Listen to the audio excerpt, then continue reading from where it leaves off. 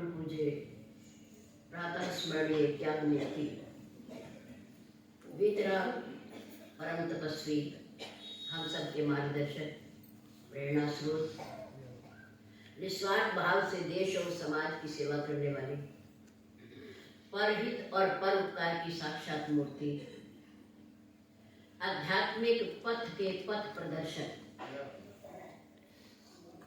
हमारे श्री सद्गुरुदेव जी महाराज। श्री सद्गुरुदेव महाराज की जय। अर्चनीय वंदनीय धर्म स्वरूप पूर्ण समाज, भक्ति स्वरूपा मातृ शक्ति प्यारी बहन, प्रातः काल की शुभ बेला में श्री सरस्वती सत्संग भवन में परम पूज्य गुरुदेव जी के चरणारविंद में परम पिता परमात्मा को साक्षी मानते हुए अपने अपने पैरों की चौकड़ी लगाकर बैठते हुए, शरीर को सीधा रखते हुए, मन को अपने पास लाते हुए, चित्त वृत्ति को एकाग्र करके बैठते हुए, चेहरे को मंच की ओर रखते हुए, आंखें खोल करके बैठते हुए, शांति का दान देते हुए, किसी भी प्रकार की हलचल को रोकते हुए, धर्ममय वातावरण में धर्म की चर्चा, जीवन सुधार की चर्चा, प्रभु की पवित्र पावनी चर्चा कहने और सुनने का प्रयास कीजिए। धन्यवाद। हमारे से पूर्व हमारे जिन भाइयों ने, बहनों ने, बच्चियों ने अपने मन के भाव आपके सामने रखे, अति सुंदर भव्य ऐसे संस्कार, ऐसे विचार, ऐसी भावनाएं सराहनीय है। छोटी छोटी बच्चियां जो अब इस मार्ग पर चलने का प्रयास कर रही हैं, अपने पूज्य माता पिता जी की प्रेरणा से जवानी में, वृद्ध अवस्था में ये संस्कार उनके काम आएंगे, उनको रास्ता दिखाएंगे, भगवान से उनका मेल कराएंगे। ऐसे भाव बनना आसान नहीं होता।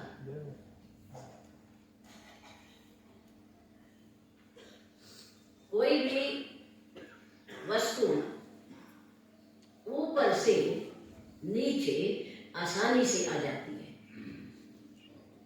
लेकिन यदि नीचे से ऊपर जानी हो तो उसके लिए बल लगाना पड़ता है, शक्ति लगानी पड़ती है।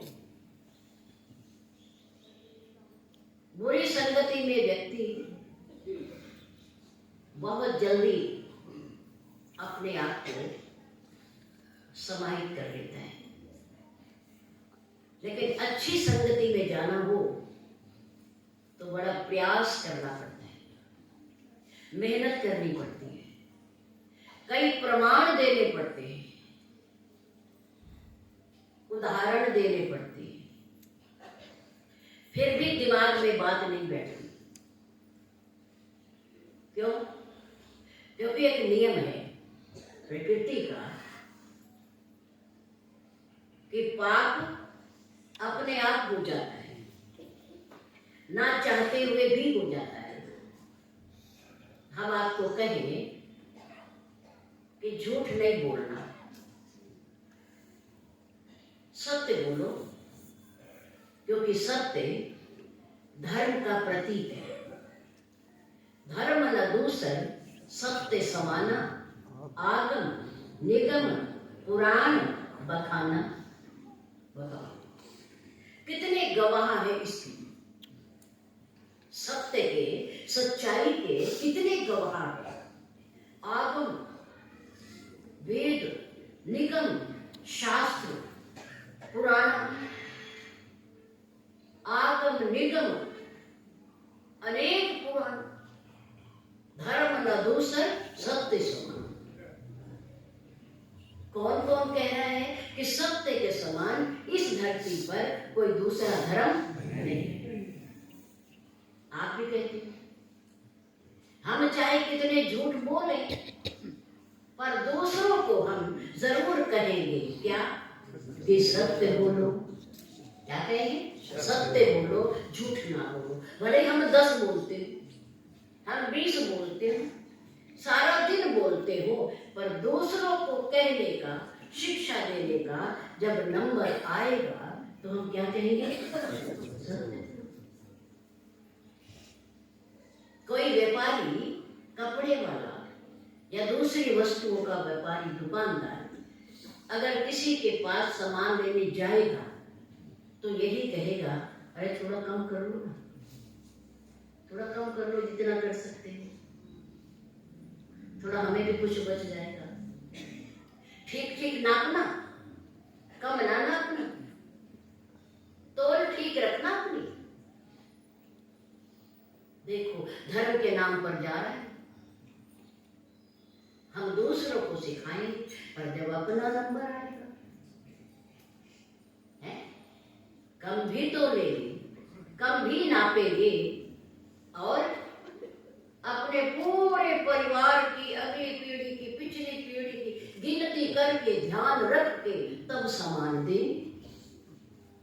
नहीं, ऐसा नहीं है, ऐसा ही है, ऐसा ही। हम कितने झूठ बोले, कितनी बेईमानी करें, कितना कम तोले, मिलावट करें, पर हम दूसरों को जरूर कहेंगे कि सत्य बोलो,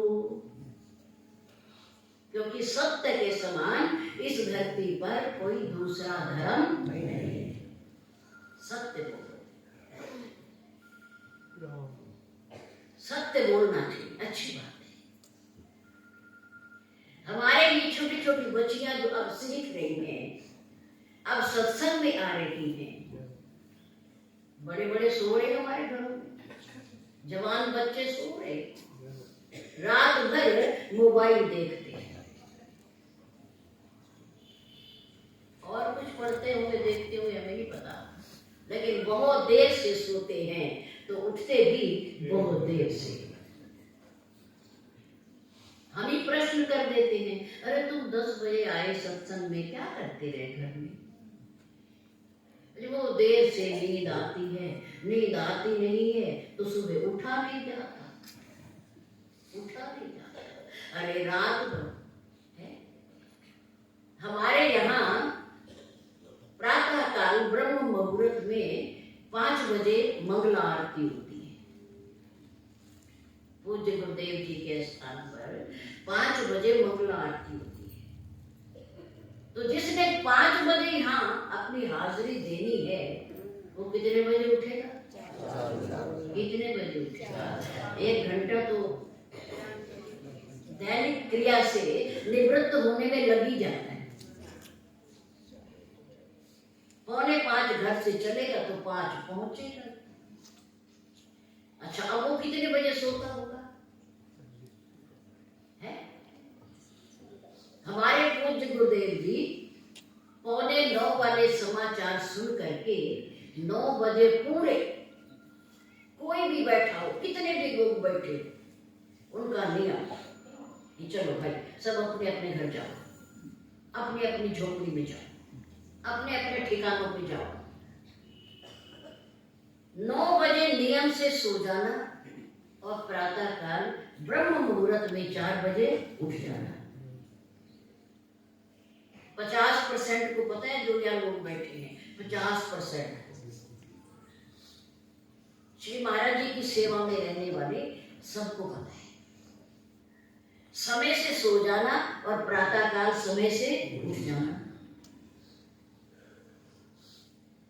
जल्दी सोना, जल्दी उठना, देर से सोना, ये तो आपकी फितरत है, आपका स्वभाव है। लाचारी नहीं है, कोई मजबूरी नहीं है कि आप रात के 12 बजे तक जागे, 1 बजे तक जागे। क्या मजबूरी है?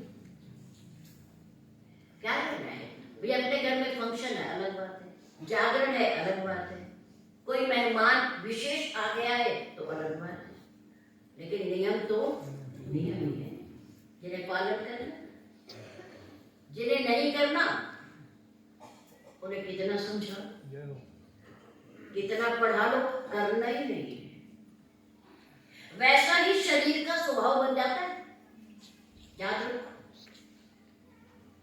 मंगला आरती में आने वाले हमारे समाज की बहुत बड़ी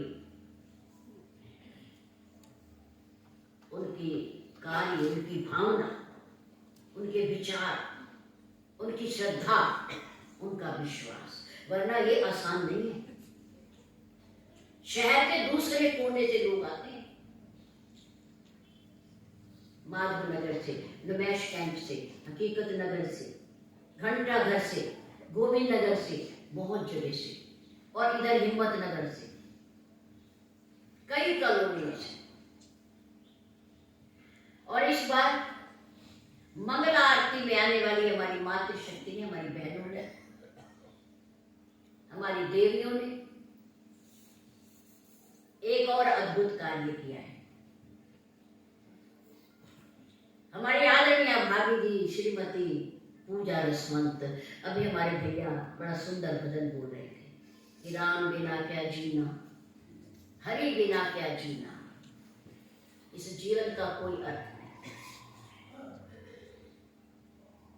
हमारी आदरणीय भाभी श्रीमती पूजा रानी रसवंत हमारी बालिका भी है और पुत्र वधू भी है। हमारी प्रिय बहन श्रीमती विजेता रसवंत, धर्मपत्नी श्री रवि रसवंत, और हमारी प्रिय बहन श्रीमती शिवानी कक्कड़, आज वो भी परिवार के सहित शायद आए हुए हमारे भैया बहन, और श्रीमती मधु जसूजा, धर्मपत्नी श्री कमल जसूजा, हमारी बहन श्रीमती कंचन वधवा और धर्मपत्नी श्री प्रवीण जी वधवा, जो भंडार घर को संभालते हैं, देखते हैं। हमारी 6 बहनें हैं। प्रतिदिन श्रीमती आशु तनेजा, धर्मपत्नी श्री महेश तनेजा, वाह, बहुत सेवा है उनकी। हमारे बालकों की भी, बालिकाओं की भी। और इन्होंने इस दरबार में अपनी ओर से इस बार 31,000 रुपए दिए हैं। अन्य सेवा तो इनके जिम्मे रहती ही है, सफाई करती हैं, यहाँ के वस्त्र धोती हैं, अंदर का भी ध्यान रखती हैं, भोजन का भी ध्यान रखती हैं, प्रसाद का भी ध्यान रखती हैं। बहुत बड़ी जिम्मेदारी है इनकी। आदरणीय भाभी जी हमारी श्रीमती नीरू भी यहाँ आती हैं, बहुत सहयोग करती हैं। हम हृदय की गहराइयों से अपनी बहनों, पुत्र वधुओं की, भाभियों की प्रशंसा करते हैं।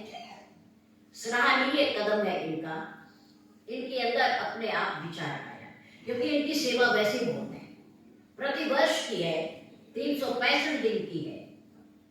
हम कहते कुछ नहीं इनको, लेकिन इस हाल में भंडार घर में बर्तनों की हो सफाई 2 महीने 3 महीने के बाद, ऊपर के कक्षों की हो, पीछे के उसकी हो कक्षों की, अपने आप करती है। मुझे कुछ नहीं कहना पड़ता। हम यहाँ हो या ना हो, लेकिन वो प्रतिदिन की सेवा अपनी करके जाती है। बहुत बहुत धन्यवाद। प्रभु की कृपा है, मेरे महाराज जी का आशीर्वाद है। उसके बाद 8:30 बजे आरती होती है सर्दियों में, और गर्मियों में 8 बजे। उसका समाज अलग है, जो प्रति वर्ष उस आरती में सम्मिलित होता है। श्री अमृतवाणी जी का पाठ होता है, भगवान राम की स्तुति होती है, हनुमान चालीसा होता है, और भगवत भजन गाए जाते हैं। उस समय आने वाले समाज का भी धन्यवाद। और 12 महीने आने वाला समाज तो बहुत सारा समाज है जो खुशी में, गमी में, उत्सव में, विवाह में सब आते रहते हैं। आप सभी का धन्यवाद। सायंकाल की आरती में बहुत सारी मेरी बहनों और मेरे भाइयों की प्रतिदिन की हाजिरी है, प्रतिदिन की संभाल रखा है, हमें पता ही नहीं है। मेरे गुरुदेव के प्यारों ने, प्रेमियों ने, श्रद्धालुओं ने अपने आप संभाल रखा है, सब कुछ हो रहा है उनकी प्रेरणा से। धन्यवाद। मनुष्य जन्म बड़ा अनमोल है, बड़ा अनमोल। भगवान के द्वारा प्रदत्त मनुष्य जन्म का समय बड़ा कीमती है।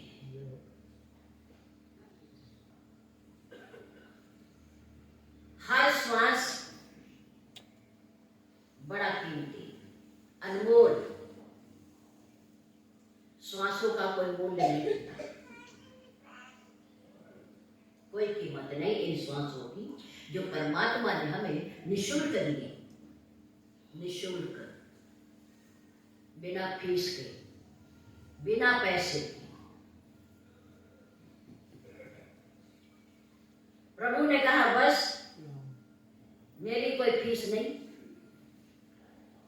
मैं तुम्हारे से कुछ मांगता नहीं, मैं ये जरूर चाहता हूं कि ये जन्म पाकर के तुम अपने आवागमन के चक्कर को मिटा दो,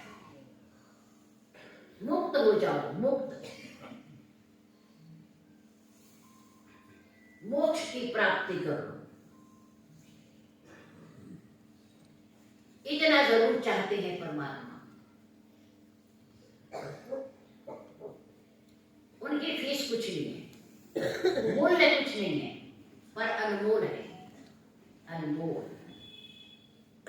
ऐसा जन्म पाकर के व्यक्ति यदि इस दुनिया के प्राणी और परिस्थितियों से एडजस्टमेंट नहीं करता तो यहाँ के लोग, आसपास के लोग, मित्र और स्नेही संबंधी उसे रिजेक्ट कर देते हैं।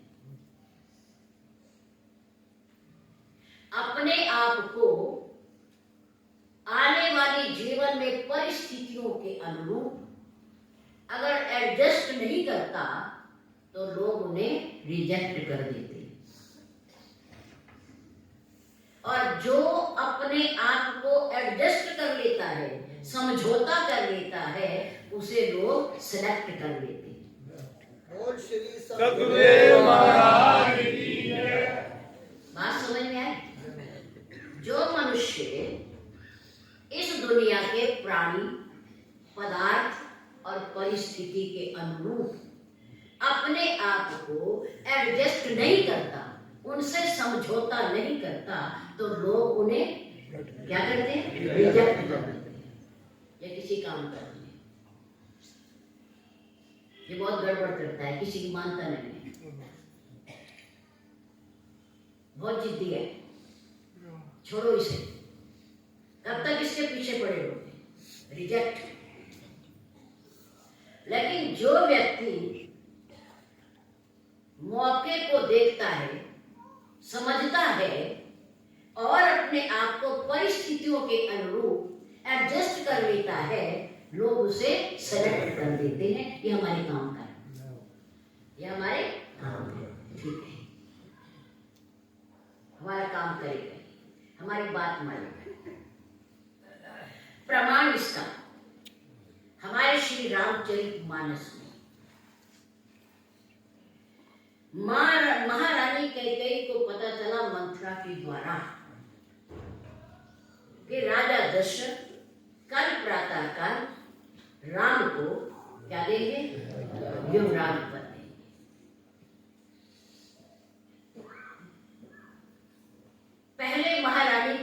बड़ी प्रसन्न हुई, बहुत खुश हुई।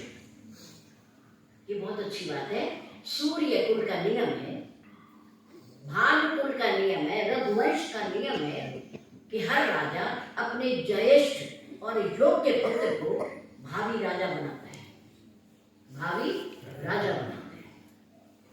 नियम के अनुसार काम हो रहा है। मैं बहुत खुश हूँ, मैं भी चाहती हूँ, क्योंकि मैं राम से बड़ा प्यार करती हूँ और राम मेरे से बहुत प्यार करते हैं, मैं भी उससे प्यार करती हूँ। युवराज बने, मुझे बड़ी पसंद है, लेकिन कुसंगति, भड़काना, मन था कि भड़कावे में, बहकाने में धीरे धीरे मां आ गई। राजा दशरथ आए, रानी को भवन में सुन करके परेशान हो, घबरा गए कि मंगल बेला है, खुशी का समय है, राम को युवराज बना रहा हूं और रानी को भवन में चली गई। गुस्सा हो गई, रूठ गई, क्रोधित हो गई। अयोध्या जी में आज भी कोप भवन है, बना हुआ है, कोप भवन बना हुआ है। उसमें काला कपड़ा आगे डला हुआ है, जहां महारानी कैकेयी रूठ कर लेट गई थी, बैठ गई थी। अब भी है वो कोप भवन, कनक भवन से आगे थोड़ा सा। महाराजा दशरथ परेशान हो गए, लेकिन फिर भी गए, क्योंकि रानी है, और वो रानी है जिसने राजा दशरथ के प्राणों को बचाया था। वो रानी है। मनाना स्वाभाविक, खुशी रूठे हुए को मनाया जाता है, मनाना चाहिए, लेकिन वो मानी नहीं। राजा ने कहा कि देखो रानी, तुम्हारे मन की बात ही तो हो रही है, तुम राम को बड़ा प्यार करती हो और आज मैं कल प्रातः कल राम को युवराज पर दे रहा हूं, तुम्हें तो खुशी होनी चाहिए। बहुत समझाया, बहुत कहा, लेकिन महारानी कैकेयी ने राजा की एक नहीं सुनी, समझौता नहीं किया कि इस समय कैसा समय है, मेरे पति क्या चाहते हैं। अगर मैं उस खुशी में शामिल नहीं हुई तो राम क्या कहेगा, राम क्या सोचेगा कि मैं अपनी मां के साथ कितना प्यार करता हूं, अपनी मां के भोजन को छोड़कर मां कैकेयी के पास आकर के भोजन खाता हूं, ये मुझे अपने हाथों से खिलाती। नहीं सोचा, महारानी कैकेयी ने नहीं सोचा, अपने आप को एडजस्ट नहीं किया, समझौता नहीं किया राजा के साथ, अपने पति के साथ नहीं किया। जबकि राजा दशरथ ने इतने तक कह दिया, महारानी मेरे भरत राम दो आंखी, सत्य कहूं कर शंकर साक्षी, मेरा भोलानाथ मेरा साक्षी है कि राम और भरत में मैंने कभी भेद नहीं किया, मैंने कभी फर्क नहीं किया। मेरी दाई आंख राम है तो बाई आंख मेरी भरत है, भरत है। मैं इतना प्यार करता हूं, दोनों से करता हूं। और एक बात और सुन लो रानी, कि तुम अगर भरत को राजा के रूप में देखना चाहती हो तो मैं कल ही भरत को ननिहाल से बुलाकर उसका राज तिलक कर दूंगा। राम को युवराज पद नहीं दूंगा, तेरा भरत राजा बनेगा, लेकिन तुम मेरे राम को वन में मत भेज। पर फिर भी महारानी मानी नहीं, एडजस्टमेंट नहीं किया, समझौता नहीं किया। तो लोगों ने ऐसी महारानी कैकेयी, राजा दशरथ की अति प्रिय रानी को लोगों ने अपने दिलों से रिजेक्ट कर दिया। और लोगों ने ही नहीं किया, स्वयं भरतलाल ने कर दिया। भरतलाल ने कर दिया। कहा मां, आज के बाद मैं तुम्हें मां कहकर नहीं पुकारूंगा, मां कहकर नहीं पुकारूंगा, तुमने ऐसा काम किया है। आज मैं अपने आप को कोस रहा हूं कि भरत, अच्छा होता तेरा जन्म ही न होता, तेरा जन्म ही न होता, कि तेरे कारण राम जैसा मेरा भाई, सीता जैसी मेरी मां, मेरा छोटा अनुज लक्ष्मण वन में धक्के खा रहा, और मेरे पिता के प्राण चले, अयोध्या सूनी हो गई, सूनी हो गई। मां, आज के बाद मैं तुम्हें मां शब्द से नहीं पुकारूंगा। 14 वर्ष के बाद जब राम वापिस आए तो प्रभु राम ने कहा, भरत, मां का क्या दोष है? तुमने मां को मां कहना छोड़ दिया। इस मां का क्या दोष है? इसने तुम्हें जन्म दिया है भाई, ये तुम्हें इसने पाला है, तुम्हें खिलाया है गोदी में। मां ममता की मूर्ति होती है, और ममता के कारण ही इन्होंने तुम्हें राज्य मांगा है, तुम्हें राजा बनाना चाहा। ममता के कारण लक्ष्मण को क्यों नहीं बना दिया? शत्रुघ्न को क्यों नहीं बना दिया? तुम्हें क्यों नहीं, मुझे क्यों नहीं बनने दिया? ममता के कारण। भरत मेरा है, भरत मेरा है। इसलिए लोगों ने, राम जी ने समझौता किया, समय से समझौता किया, घर की परिस्थितियों से समझौता किया। मेरे राम ने तो मेरे राम, अयोध्या की जनता ने, प्रजा ने मेरे राम को सेलेक्ट कर लिया। जय श्री राम, जय श्री राम, जय श्री राम, जय श्री राम। 14 वर्ष बाद ही सही हमारे राजा आज भी राम हैं, कल भी राम रहेंगे, और आगे भी राम रहेंगे। आज ना से क्या बोले, 14 वर्ष जाते क्या देर लगती। अब आप देखो ना कि 570 साल के बाद आप लोगों का प्यार, आप लोगों का प्रयास, आप लोगों के बलिदान, आप लोगों की तपस्या मेरे राम को फिर अयोध्या की धरती पर ला रही है। जय श्री राम। बाद में कोई बात नहीं, क्या हो गया? 570 साल के बाद आए तो सही, आ तो रहे हैं, दर्शन तो होंगे। देखो वहां के लोगों का हृदय कितना गदगद हो रहा है। देश विदेश पूरी धरती पर राम राम राम हो रहा है, राममय हो रहा है, वातावरण राममय हो रहा है। ये सिलेक्ट किया तभी है। युग बीत गए, त्रेता चला गया, द्वापर चला गया, कलयुग भी जा रहा है।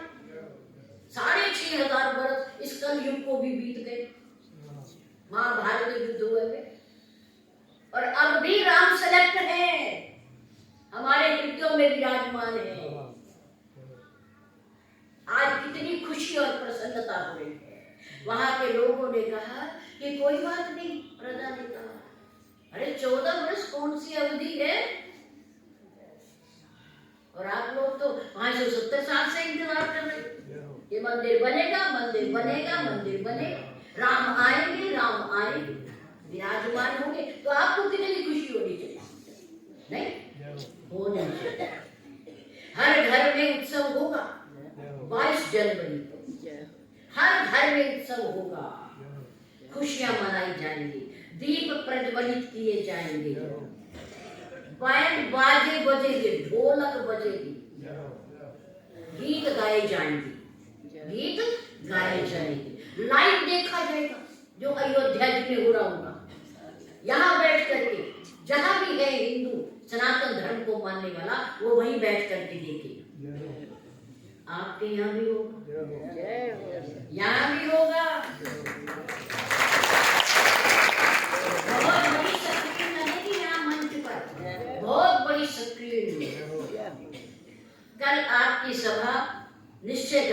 समय क्या रहेगा।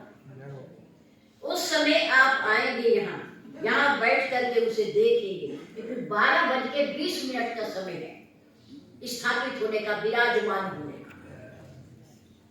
तो वो तो सब मंदिरों में दिखाएंगे, लोग सब तीर्थों पर दिखाएंगे। जिनके घर में दूरदर्शन है वो घर बैठ के देखेंगे, लेकिन अगर तीर्थ में जाकर के कहीं अगर कोई देखेगा तो उसे और आनंद आएगा, उसे और खुशी आएगी। अगर आप लोग घर में 12:20 पर बैठ करके देखेंगे राम लला का विराजमान होना, वहां की खुशी, वहां की आतिशबाजी, वहां के ढोल नगाड़े, वहां की गूंज आप बैठ करके अपने घरों में सुनेंगे, तो हो सकता है कि यहाँ सभा सायंकाल की आरती में उसका प्रबंध करें। आप सभी आमंत्रित हैं, आप आइए उस समय 6-6:30 बजे। उस कार्यक्रम को सभी संगत के साथ, गुरु भाई बहनों के साथ मिलकर के यहाँ पूज्य गुरुदेव जी के सामने बैठ कर देखें। जिन्होंने दोनों ढांचे देखे, श्री मंदिर का ढांचा भी देखा और उसका ढांचा भी देखा, दोनों देखे और अंदर जाकर देखे और दिखवाए, ताला खुलवा के। पूज्य गुरुदेव कहने लगे, सन 1982 की बात कि हम पुलिस में रहे और हमने यहाँ ड्यूटी भी दी है, हमें पूरा पता है, लेकिन हमारे साथ समाज आया थोड़ा सा, वो देखना चाहता है। तो वहां रहने वाले पहरेदारों ने ताला खोला और हम अंदर गए। हमने इधर का ढांचा भी देखा जो मंदिर का रूप था, और इधर का ढांचा भी देखा। वहां 4 भाई पर एक व्यक्ति बैठा रहता था जो वहां की देख रेख करता। लेकिन इस मंदिर के ढांचे की तरफ एक चबूतरा था, जिन्होंने पहले देखा, दर्शन किया हो, एक चबूतरा था। उस पर 2 भक्त हर समय बैठे रहते थे। 4-4 घंटे का समय था। 4 घंटे ये रामधुन बोलेंगे, 4 घंटे ये बोलेंगे, 4 घंटे ये, 24 घंटे रामधुन चलती थी। रामधुन, जिस धरती पर 24 घंटे मेरे राम की धुन चली हो, मेरे राम का नाम चला हो, तो क्या वहां मेरे राम आकर विराजेंगे नहीं?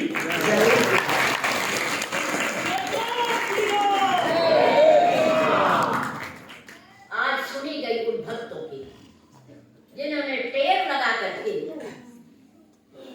2-2, 4-4 घंटे अपनी अपनी बारी से राम धुन लगाई, वहां बैठकर पुकारा राम जी को। राम जी ने सुनी, भले देर से सुनी, तो कोई सुनी। बहुत अच्छी बधाई आप लोगों को इस कार्यक्रम के लिए। हमारा शासन और प्रशासन दोनों इसमें लगे हुए हैं और बहुत भव्य तैयारियां हो रही हैं। धन्यवाद। हमारे आदरणीय श्री भंडारी जी एक भजन बोल रहे थे और हमारा पहले दिन का प्रसंग भी उसी के ऊपर था। आंखें रब दे ध्यान विच लाइयां क्यों ना। गोस्वामी तुलसीदास जी ने बालकांड में भगवान शंकर जी के माध्यम से मां पार्वती को सुनवाया। हमने कल कहा कि हमारे श्री रामचरितमानस में, इस पावन ग्रंथ में 4 प्रकार की कथा है। कितने प्रकार की? 4 प्रकार की कथा को कितने वक्ता कह रहे हैं? 4 वक्ता। और उनके आगे सुनने वाले श्रोता भी कितने बैठे हैं? 4 बैठे हैं। भले आप इस समय हम सब पूरी दुनिया सुन रही है, लेकिन उस समय जब गाया गया, इसे कहा गया, सुनाया गया, उस समय कैलाशवासी भोलेनाथ नीलकंठ, देवों के देव महादेव ने कथा सुनाई। किसको? मां उमा पार्वती। नंबर 2 प्रयागराज, जहां मेला लग रहा है ना, मार्च के महीने में शुरू हो गया है। हमारे आदरणीय जीजा जी इलाहाबाद हाई कोर्ट में जज है, ऊंची पोस्ट पर है। और हमने उन्हें कहा, मैंने कहा जीजा जी इस बार वो बहुत कह रहे थे कि आप इलाहाबाद आओ, त्रिवेणी पे आओ, संगम आओ, बहुत अच्छा है। हमने कहा जी आएंगे। अब माघ का महीना आ रहा है तो हमने कहा जीजा जी आप हमारे श्री महाराज जी के नाम का एक टेंट लगवा दो वहां, तो हम आ जाएंगे। और हम अपने समाज से भी कहेंगे कि वहां श्री महाराज जी के नाम का टेंट लगा हुआ है, कथा हो रही है, भंडारा हो रहा है, आप सब चलो। तो हमारे पूज्य जीजा जी कहने लगे आप आओ एक बार देवी जी, पर टेंट आपको लगा हुआ मिलेगा, आप चिंता न करो। तो ऐसे प्रयागराज पर, तीर्थों के राजा पर भी एक वक्ता बैठा है, एक वक्ता बैठा है। वहाँ आश्रम है बिल्कुल लगा हुआ, जहाँ श्री हनुमान जी की प्रतिमा है ना, स्वरूप है ना, आप गए हो इलाहाबाद तो देखा होगा, लेटे हुए। कैसे हैं? लेटे हुए हनुमान जी, उनका स्वरूप है बहुत सुंदर। तो उसके पास ही एक आश्रम है बहुत बड़ा, बहुत बड़ा, जिसमें एक बट वृक्ष है। क्या है? बट वृक्ष। और उस बट वृक्ष पर एक पत्ता रहता है हमेशा, चाहे वो सारा सूख जाए पर एक पत्ता उसमें जरूर रहता है। ध्यान से सुनो। ऐसे आश्रम, वो आश्रम है महर्षि भरद्वाज का। किसका है वो? भरद्वाज जी का। अब जो आज से वहां मेला लगने वाला है, ऐसा मेला सतयुग से लगा आ रहा है, आज से नहीं है, सतयुग से। कब से है? सतयुग से, जब से सृष्टि बनी। तो एक बार हरि माघ नहाए, पूरा महीना संत महापुरुष आए, उसमें स्नान किया, तपस्या की, कथा कीर्तन किया। तो जब अगले महीने की संक्रांति आई तो सब लोग वहां से जाने लगे। उन महापुरुषों में एक तपस्वी ज्ञानी महापुरुष थे, उनका नाम था महर्षि याज्ञवल्क्य। क्या नाम था? महर्षि याज्ञवल्क्य जी। उनको महर्षि भरद्वाज जी ने प्रणाम किया और कहा मैं प्रार्थना करता हूं कि आप कुछ दिन थोड़े और रुको, कुछ दिन और रुको, क्योंकि मैं आपसे कथा सुनना चाहता हूं। राम की, किसकी कथा? राम की कथा। राम की कथा सुनना चाहता हूं, कुछ दिन कृपा करके आप और निवास कीजिए। तो महर्षि याज्ञवल्क्य जी ने उनकी बात को स्वीकार किया। तो उन्होंने कथा वहां बैठ करके कही, वो वक्ता और महर्षि भरद्वाज उनके श्रोता। समझ में आया? कैलाश पर्वत पर कौन बैठे हैं? भोलेनाथ जी। उनकी श्रोता कौन है? मां पार्वती जी। और तीर्थराज प्रयागराज की पवित्र धरती पर वक्ता के रूप में कौन बैठे हैं? महर्षि याज्ञवल्क्य। उनके श्रोता कौन है? महर्षि भरद्वाज। नंबर 3, नीलाचल पर्वत पर बैठे हैं भक्ति के आचार्य काकभूषण जी। कौन बैठे हैं? कहाँ बैठे हैं? नीलाचल पर्वत। उस पर्वत की चोटी पर 4 वृक्ष हैं। कितने? 4 वृक्ष हैं। और दिन में 4 पहर होते हैं, दिन में 4 पहर होते हैं। एक प्रातः काल, ब्रह्म मुहूर्त, एक मध्याह्न, एक सायंकाल, एक फिर रात्रि। 4 चारों पहरों में काकभूषण जी अलग अलग बैठ करके उन वृक्षों के नीचे जप करते हैं, तप करते हैं, यज्ञ करते हैं और कथा करते हैं। 4 काम हो गए ना? जप करना, यज्ञ करना, तप करना और कथा करना। 4 काम करते हैं वो बैठकर। और वहां वृक्ष कौन कौन सी है? नंबर 1 आम का वृक्ष है। कौन सा वृक्ष है? आम। हमारे में शुभ माना जाता है, नहीं? शुभ माना जाता है। कैसे? हम आम्र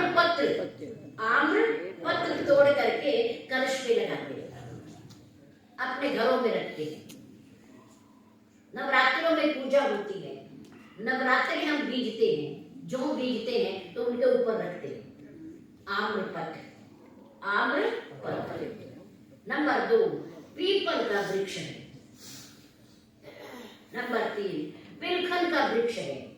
नंबर 4 बरगद का वृक्ष है। 4 आम का पेड़ है, वृक्ष है, बरगद का वृक्ष है, पीपल का वृक्ष है, और नंबर 4 पिलखन का वृक्ष है। 4 चारों फलदायक है, चारों पे फल आते हैं, चारों पे कोई बिना फल का नहीं है वृक्ष, चारों फल देते हैं। तो कालभैरव जी वहां बैठे वक्ता के रूप में। किस रूप में? वक्ता। और उनकी कथा कौन सुनता है? पक्षी गरुड़राज। वहां पर उस पर्वत पर रहने वाली दिव्य आत्माएं, कौन सुनता है? दिव्य आत्माएं। क्या बन जाती है वो उस समय? पक्षी। कथा के समय वो क्या बनकर आते हैं? पक्षी बनकर के आते। इसका प्रमाण है। बिना प्रमाण के हमारे शास्त्र में कुछ नहीं है, पर सुना करो और सुन करके याद रखा करो। भोलेनाथ जी पार्वती को बता रहे हैं कि जिस पेड़ पर पर्वत पर बैठकर कालभैरव जी कथा करते हैं, एक बार मैं भी वहां गया था कथा सुनने। और आपको पता है कि भगवान भोलेनाथ कथा के बड़े रसिक हैं। जहां का कथा होती है भगवत भाव से, निस्वार्थ भाव से, प्रेम भाव से, तो वहां किसी ना किसी रूप में या हनुमान जी और या भोलेनाथ जी बैठकर कथा सुनते हैं। भगवान की कथा, भगवत कथा सुनते हैं।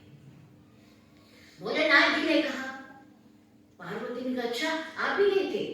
ओहो, तो फिर कालभैरव जी ने आपका बड़ा सम्मान किया होगा, आपका बड़ा सत्कार किया होगा, आपके लिए आसन भी लगाया होगा। भोलेनाथ जी ने कहा पगली, मैं भला श्रोता बन के जा रहा था, कथा सुनने जा रहा था, मैं उनसे कुछ लेने जा रहा था, देने थोड़ी जा रहा था। मैं तो लेने जा, मैं तो याचक बन के जा रहा था। अगर मैं भोलेनाथ बन के जाता तो मेरे लिए वो अलग से प्रबंध करते, उठ करके मुझे प्रणाम करते, उनकी कथा में विघ्न होता, मैं पाप का भागी बनता। नहीं तो फिर कैसे गए आप? कैसे गए? मैं भी हंस पक्षी बन करके गया। क्या बन कर गया? हंस पक्षी बन कर गया। क्योंकि वहां सारे बैठे हुए कौन थे? पक्षी थे। भले वो तपस्वी थे, योगी थे, मुनि थे, दिव्य आत्माएं थी, पवित्र आत्माएं थी, लेकिन फिर भी वो पक्षी बन करके पक्षी के सामने बैठकर कथा सुनते थे। तो जब मैं भी गया तो मैं भी पक्षी ही बन करके गया। क्या विशेष है? पक्षी बन करके गया, क्योंकि पक्षी की भाषा पक्षी समझ सकते हैं। अब ही जाने अब की भाषा। मैं भी वहां गया, मैंने भी कथा सुनी उनकी, बड़ा रस आता है, बड़ा रस आता है कथा में। तो ये तीसरे वक्ता कौन हुए? भक्ति के आचार्य कालभैरव जी, और उनके श्रोता वहां की दिव्य आत्माएं, पुण्य आत्माएं, योगी ऋषि मुनि वहां बैठ करके पक्षी के रूप में कथा सुनते। नंबर 4। नंबर 1 कौन थे? याद है? भोलेनाथ जी। नंबर 2 वक्ता कौन है? महर्षि याज्ञवल्क्य।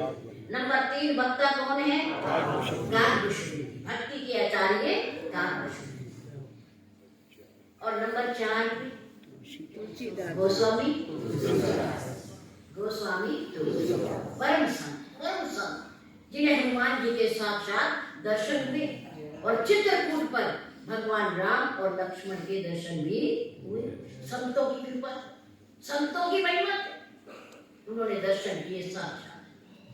भगवान राम और लक्ष्मण आए, तुलसीदास की चंदन घिस रहे थे पत्थर पर, उन्होंने अपने हाथ से चंदन उठाया और अपने मस्तक पर तिलक लगाया। एक बार तो चले गए कि पता नहीं कौन बच्चे हैं, कोई बात नहीं, चंदन है, तिलक लगा लिया, कोई बात नहीं पहचाना। लेकिन हनुमान जी ने कहा, तुलसीदास दर्शन कर लिए, प्रभु के दर्शन हो गए? तुलसीदास जी ने कहा, कहाँ, कब, कैसे कैसे थे वो, कब आए वो? हनुमान जी ने कहा, देखो सुबह आप तिलक चंदन घिस रहे थे पत्थर पर, वो दो बालक आए और उन्होंने चंदन उठाया, तिलक किया और चले। भगवान तुलसीदास जी बड़ा पछताए, भूल हो गई। एक मौका और, एक अवसर और, एक बार की कृपा और कर दो, और कर दो बजरंग बली, एक बार कृपा और। अब संतों की, भक्तों की भगवान कहाँ मोड़ने वाले, कहाँ टालने वाले? प्रार्थना की तुलसीदास जी को एक और दर्शन करा। उसी रूप में फिर प्रातःकाल चंदन घिसा जा रहा है। प्रभु राम और लक्ष्मण आए, उन्होंने चंदन उठाया, तिलक करने लगे। वो समय तुलसीदास जी गदगद हो गए, गदगद। वाह मेरे प्रभु, क्या कृपा है आपकी, कैसे आ जाते हो, किस रूप में आ जाते? दर्शन किए साक्षात प्रभु राम जी के और लक्ष्मण जी के। वो समय तुलसीदास, उन्होंने कहा, मैं तो कवि न हो नहीं चतुर कहाऊं, मति अनुरूप राम गुण गाऊं। जो बालक करी तो तरी बाता, सुना ही मुदित मन पितु और माता। जैसे बालक तोतली भाषा में कुछ भी बोले, पर माता पिता उसे समझ जाते। हम ना समझे, पड़ोसी ना समझे, पर माता पिता को समझ ही जाते कि क्या कह रहा है, क्या कह रहा है, क्या मान रहा है। वो समय तुलसीदास ने कहा, मैं कोई कवि नहीं हूँ, बहुत बड़ा लेखक नहीं हूँ, मैं भक्त नहीं हूँ, मैं मेरे पास चतुराई भी कोई नहीं है, पर जितनी मेरी बुद्धि है उसी के अनुरूप मैं राम के गुणों का वर्णन कर रहा हूँ। जय श्री राम, जय श्री राम, जय श्री राम। मैं कथा सुनाना चाहता हूँ। कथा सुनाई उन्होंने, किसको सुनाई पता है? उनके आगे कोई श्रोता नहीं है, अपने मन को, उनके आगे कोई श्रोता। उन्होंने कथा सुनाई राम की अपने मन को, अपने मन को। उन्होंने कहा, पहले मैं सुधर जाऊं, पहले मैं बन जाऊं, पहले मैं दर्शन कर लूं, पहले मैं इस अमृत को पी लूं, दूसरे तो पीते पीते। भोलेनाथ पिला रहे, महर्षि याज्ञवल्क्य के पहला पिला रहे हैं, भक्ति के आचार्य एकाग्र वसुदेव जी पिला रहे हैं। इतना प्रिय के करेंगे भी क्या? मैं ही पी लूं अपने मन को कथा सुनाई। ए मेरे शठ मूर्ख मन, पहले तू सुधर जा, दूसरों को तो बाद में, पहले तू सुधर जा। अपने मन को सुधारा उन्होंने। 4 घाट, 4 प्रकार की कथा, 4 श्रोता, 4 वक्ता। अद्भुत अद्भुत महान पुरुषों ने खोज की इस मानसरोवर की, इस मानसरोवर। याद रखो, मानसरोवर में क्या मिलता है? क्या? मोती। उसे कौन खाता है? हंस। हंसों का भोजन क्या है? मोती। मोती भी वो जो मानसरोवर में मिलते हैं, पत्थर वाले मोती नहीं, सुच्चे मोती जो मानसरोवर में मिलते हैं, उसे हंस चुभता है, उसे हंस चुभता है, उसे खाता है, वो उसका भोजन है। कथा भगवान की अमृत है। मानसरोवर रूपी इस श्री रामचरितमानस में राम के गुणों के मोती, राम के गुणों के मोती बिखरे पड़े हैं। क्या है? बिखरे पड़े हैं। राम नाम के गुणों के मोती इस रामचरितमानस सरोवर में बिखरे पड़े हैं। जुगनू जीवन बन जाएगा, भूत बन जाएगा, भविष्य बन जाएगा, वर्तमान बन जाएगा, लोक बन जाएगा और परलोक बन जाएगा, सब बन जाएगा। मोती चुगने के लिए क्या करना पड़ेगा? हंस बनना पड़ेगा। महर्षि वाल्मीकि जी ने कहा, देखो आंखों को क्या देखना चाहिए? आंखों को लोचन चातक जिन करी राखे, रही दर्श जन धर अभिलाखे। मनुष्य की आंखों को, जैसे चातक का नाम सुना? चातक कौन है? चातक पक्षी। चातक का नाम सुना? उसकी विशेषता क्या है जानते हो? उसकी विशेषता वो अपने मुख को, चोंच को कहाँ रखता है? कहाँ रखता है? ऊपर। अगर तालाब में है, नदी में है, समुद्र में है, कहीं भी है वो चातक पक्षी, जल में हो पर वो उस जल को पीता नहीं है। तथा मेरा संकल्प है, मेरा व्रत है कि अगर स्वाति नक्षत्र में बादल बूंद बरसाएगा तो मैं उसका पान करूंगा, वरना ऐसे ही रह जाऊंगा, ऐसे ही मर जाऊंगा। बस स्वाति बूंद चाहिए, एक मिल जाए, दो मिल जाए, मेरी प्यास बुझ जाएगी मेरी प्यास। गोस्वामी तुलसीदास जी कहते हैं, महर्षि वाल्मीकि जी कहते हैं राम जी को, प्रभु लोचन चातक जिन करी राखे, जिन्होंने अपने नेत्रों को चातक पक्षी की तरह बना लिया हो, केवल प्रभु के दर्शन करना चाहते हो, आपकी सुंदर झांकी को केवल निहारना चाहते हो और कुछ ना देखना चाहते हो। लोचन चातक जिन करी राखे, रहेगी दर्श अभिलाखी। जो आपके दर्शन के इच्छुक रहते हैं, प्यासी रहती है आपकी जिंदगी, आपको देखने के लिए आप उसके हृदय में निवास करते। और जिनके श्रवण कान किस लिए मिले? इसलिए मिले भगवत कथा को सुनने के लिए। जिनके श्रवण समुद्र समाना, कथा तुम्हारी सुभग सरी नाना।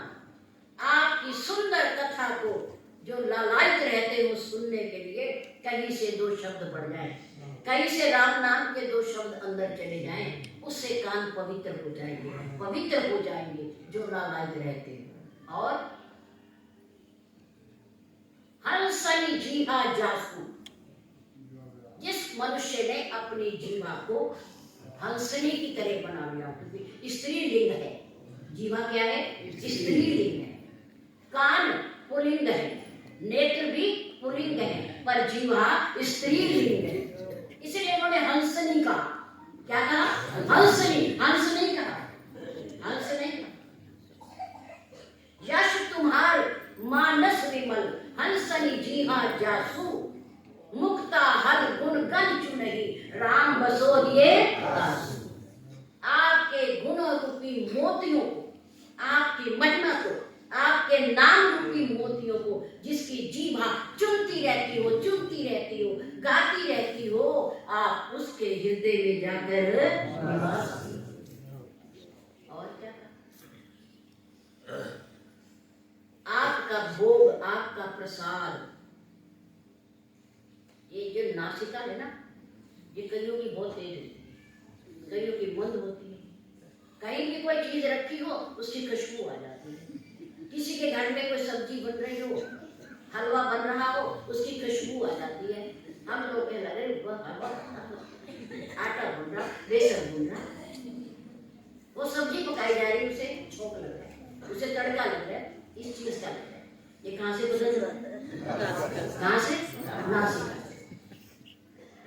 महर्षि वाल्मीकि कहते हैं, प्रभु आपके लिए जो भोजन परोसा जाता है, जो प्रसाद आपको भोग लगाया जाता है, जिस मनुष्य की नासिका उस आपके भोजन और प्रसाद की सुगंधी को अपने अंदर ले जाए, अपने अंदर ले जाए, वो आप सुगंधी से भी पवित्र हो जाएगा, उसका मन उसी से तृप्त हो जाएगा, तृप्त हो जाएगा। ये नासिका का काम। क्या? सांसारिक सुगंधियों को नहीं। किस सुगंधि को ग्रहण करे? भगवान के भोग लगे हुए प्रसाद, भोग लगे हुए प्रसाद। हमारे यहाँ से कोई खुशबू वाला प्रसाद आता है ना तो पूरे कमरे में सुगंधी हो जाती है। हम कहते हैं जाके बाहर रख लो, ये पकौड़े हैं, ये समोसे हैं, ये गुड़ है, ये क्या है, सुगंधी आ रही है इसकी। नाक के द्वारा वो अंदर जाती है। हमारे पूज्य गुरुदेव जी ना खाते तो नहीं थे, उनका हर चीज का नियम था। पानी का भी नियम, भोजन का भी नियम, चाय का भी नियम और दूध का भी नियम। हरदम सरदम कुछ नहीं था, हर चीज का नियम था, नियम था। लेकिन अगर कोई भक्त उनके सामने कोई फल लाया तो खाते तो थे नहीं, क्या करते थे? उनसे सूंघ लेते थे। क्या करते? सूंघ लेते थे। गुड़ आ गया सर्दियों में तो खाते तो थे नहीं, बस थोड़ा सा उठा के उसे सूंघ लिया, मानो उन्होंने खा लिया। आम की मौसम आ गई, आम आ गया, आगे किसी ने रखे प्रेमी ने तो आम एक उठा करके सूंघ लिया, मानो उन्होंने पान कर लिया। ऐसे ही जिस भी पदार्थ में सुगंधी होती वो खाते तो थे नहीं, लेकिन उसकी सुगंधी ले लेते थे तो मानो उन्होंने उसका स्वाद ले लिया।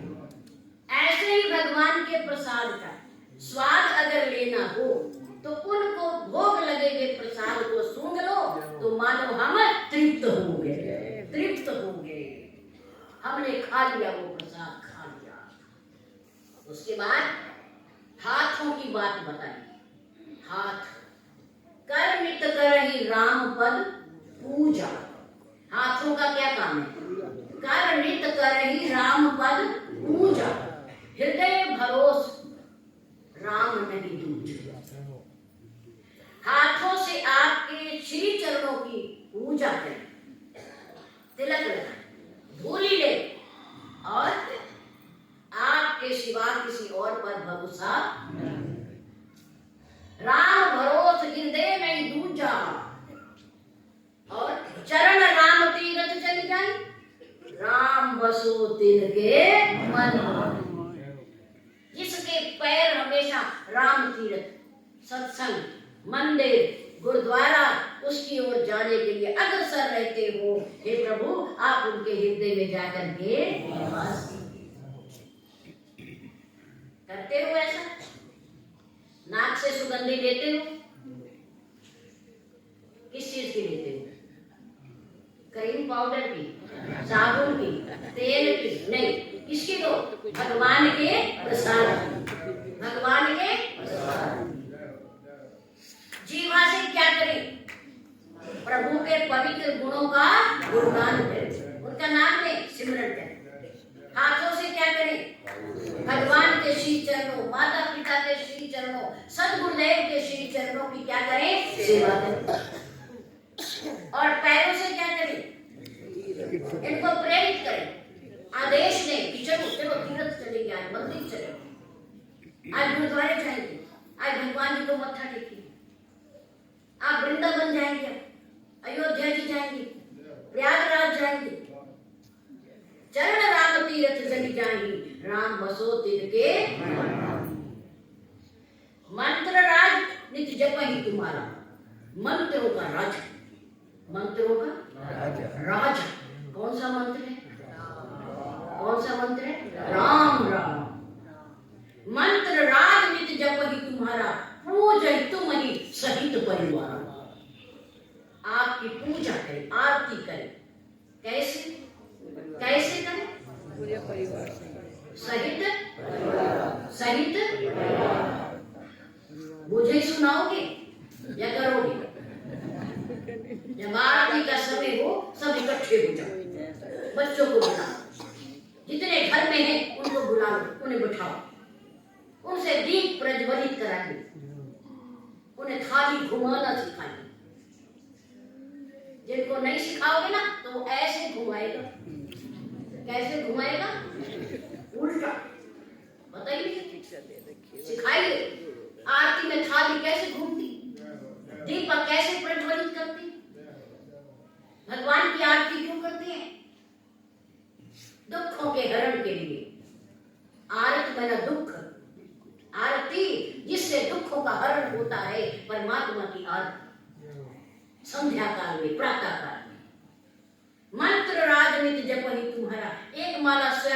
राम के नाम की आठ करो और अपने बच्चों से भी कराओ। 1 2 3 राम राम 1 राम राम 2 राम राम। बच्चे कहते हैं राम राम 1 राम राम 2। आते हिंदी आती करा के देख लो। आप कहेंगे 2100 रुपया है। अरे 2100 क्या है? ये 2100 क्या है? उन्हें कहो 21 तो बच्चा समझेगा। समझता हिंदी सीखो। हम हिंदुस्तान में रहते हैं। पंजाबी सिखाओ, संस्कृत पढ़ाओ, देववाणी है हमारे शास्त्र साथ किसी भाषा में है। ये सिखाओ, ये पढ़ाओ। क्या करेंगे? अंग्रेज बनेगी क्या इंग्लिश पढ़ के? क्या करना? व्यापार कराओ, दुकान कराओ, बाहर मत भेजो। जो बाहर चला गया वो अंदर का नहीं रहा। जो बाहर चला गया वो बाहर का हो गया, वो अंदर नहीं आ सकता। फिर पैसा, धन, माया किसको नहीं जकड़ती, इसको नहीं छलती। जमाना बड़ा खराब, बहुत खराब है। मंत्र राजनीति जपे तुम्हारा, पूजे तुम्हें सहित परिवार। परिवार के सहित बैठ करके पूजा, प्रार्थना करो, आरती करो, राम का सिमरन करो, शास्त्र पढ़ो, रामायण पढ़ने सिखाओ। ये तो अब राम राम राम राम राम मय वातावरण हो गया। नहीं तो किसी को क्या पता? क्या पता था राम कहाँ पैदा हुए, वो कितने भाई हैं, उनकी कितनी माताएं हैं, उनके पूज्य पिता का क्या नाम है, उनके पूज्य गुरुदेव का क्या नाम है, उन्होंने शिक्षा कहाँ ली, उन्होंने जीवन में कौन कौन से कर्म किए, कार्य किए, किसी को क्या? बच्चों को पढ़ाओ, राम बनाओ, श्याम बनाओ, कन्हैया बनाओ। आज मैं दिखा रही थी प्रधान जी को, बैठे होंगे यहाँ, संजीव जी को दिखा रही थी मैं। एक 8 वर्ष का लड़का है, श्री अयोध्या जी में महंत है, महंत श्री हनुमानगढ़ी का। ऐसे ऐसे सुंदर प्रश्नों के उत्तर दे रहा है वो, पूरी दुनिया में वायरल हो रहा है। हनुमानगढ़ी जी, हनुमान जी की सेवा में रहता है। जैसा मैं 8 वर्ष का था जब मैं यहाँ आ गया, अब वो 12 वर्ष का है। 4 साल हो गए उसे। मैं कह रही थी अपनी बहन सौम्या जी से, हम इतनी बार जाते हैं श्री अयोध्या जी में, हमने इस बालक के दर्शन क्यों नहीं किए? पर विशेषता, प्रतिभा सबको नहीं मिलती देखने को। ऐसी प्रतिभाओं के दर्शन सबको नहीं होते। पवित्र आत्माओं के दर्शन। वो बच्चा अपना नाम बता था, सूरजदास, मेरा नाम है सूरजदास। उधर का ही रहने वाला बच्चा, भगवे वस्त्र धारण कर और इतने सुंदर उत्तर दे रहे कि आपको कैसे लग रहा है राम मंदिर बन रहा है? वो कह रहा है ऐसा लग रहा है कि जैसा आज तक हमें लगा ही नहीं। ये तो धन्यवाद है उन अपने प्रधानमंत्री श्री मोदी जी का, श्री योगी जी का, जिन्होंने ये प्रयास हमें मौका दिया। जगह जगह हमारी अयोध्या सजी हुई है, सड़कें चौड़ी हो गई हैं, गलियां बन रही हैं। हम महलों में आ गए। कहाँ आ गए? महलों में।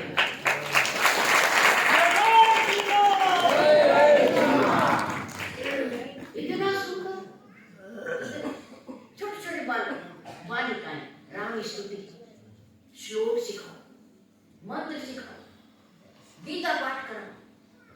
ये शिक्षा दो ताकि आपके बच्चे आपके पास रहें, आपके बच्चे आपके पास।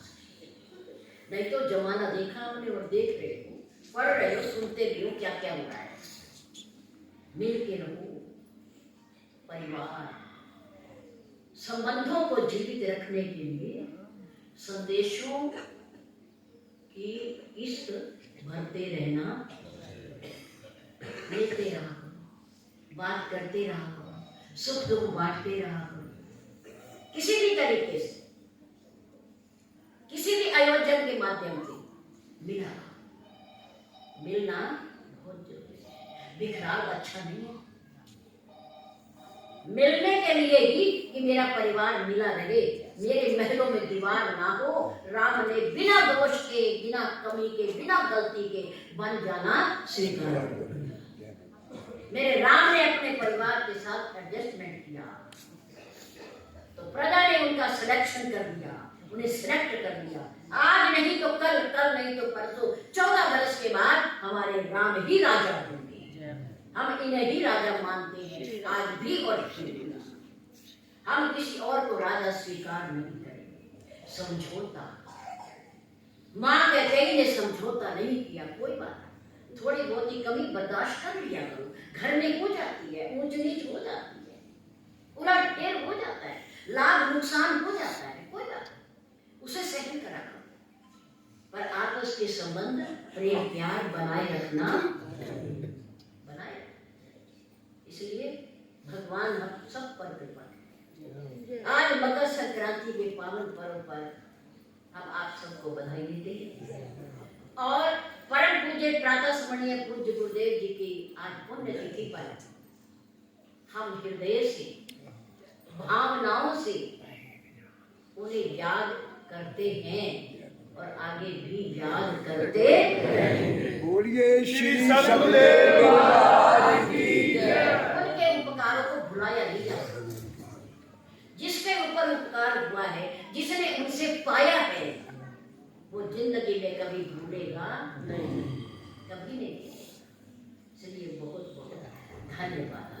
श्री सतगुरुदेव।